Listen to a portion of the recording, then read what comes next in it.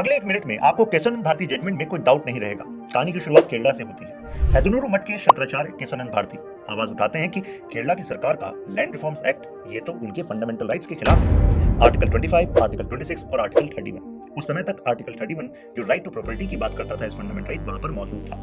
25 इस वजह से क्योंकि आपकी जो फ्रीडम है रिगार्डिंग रिलीजन प्रैक्टिस करने की, प्रोपगेट करने की, ये भी चली जाएगी अगर सरकार इस मठ की जमीनों को अधिग्रहित कर लेता है। हालांकि सरकार का कहना था भाई देखो, कॉन्स्टिट्यूशन हमें डीपीएसपी में ये कहता है कि इनइक्वालिटी को कम करने के लिए ऐसा किया जा सकता है, लेकिन उन्होंने कहा मेरे फंडामेंटल राइट्स का क्या, मेरे धार्मिक संस्था के फंडामेंटल राइट्स का क्या, जो आर्टिकल 26 से आते हैं। क्या ये मैटर जब सुप्रीम कोर्ट के पास पहुंचा तो ये अभी तक का सबसे बड़ा बेंच का फैसला बना।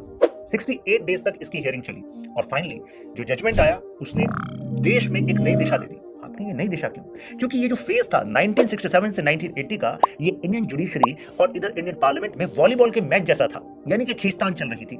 इससे पहले 1967 के गोरखनाथ जजमेंट में सुप्रीम कोर्ट कह चुकी थी कि फंडामेंटल राइट्स को अमेंड नहीं किया जा सकता और उसके बदले में ऑलरेडी जो सरकार थी इंदिरा गांधी जी की, वो 24th, 25th और 29th अमेंडमेंट लेकर आई थी। यहाँ पर इस केस में 29th अमेंडमेंट समझना बहुत जरूरी है।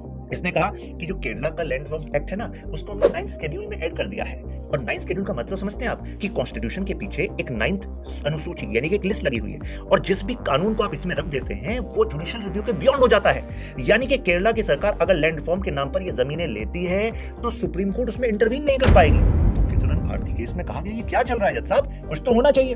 फिर फाइनली सुप्रीम कोर्ट ने कहा कि देखिए आप फंडामेंटल राइट्स को अमेंड करना चाहते हैं, क्योंकि 24 और 25 अमेंडमेंट से आप ये कह रहे हैं, ठीक है लीजिए आप अमेंड कर सकते हैं। यानी कि सुप्रीम कोर्ट ने कहा ठीक है फंडामेंटल राइट को हमारी पार्लियामेंट अमेंड कर सकती है, लेकिन बेसिक स्ट्रक्चर को अमेंड नहीं कर सकती। ये अपने आप में जुडिशियल क्रिएटिविटी थी, क्योंकि जिसने हमारे भारत के संविधान को बचाया वो डॉक्ट्रिन हमारे कॉन्स्टिट्यूशन में कहीं लिखी नहीं गई थी, ये क्रिएटिविटी थी।